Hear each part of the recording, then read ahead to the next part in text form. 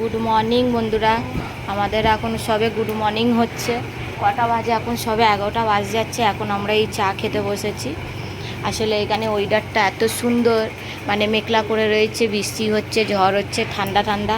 সবাই ঘুমাচ্ছিলাম, এখনও উঠতে পারিনি আমরা। এই 11টার সময় উঠে সব চা খাচ্ছি। এখন জানি না এবার দুপুরে ভাত খাবো কখন বা টিফিন করবো কখন। যা পরিমাণে গরম দিয়েছিল, কেউ আমরা মানে শান্তিতে ঘুমোতে পারিনি, শান্তিতে খেতে পারিনি।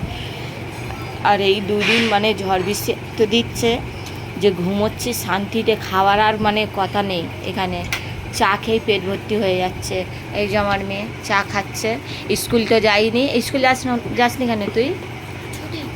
ও আজকে স্কুল ছুটি, জানি না আজকের কি রয়েছে, ওই জন্য স্কুল ছুটি। এই যে কুকুর, লেলি কুকুররা যে বিস্কুট খায় সেই বিস্কুটটা আমরাও খাই।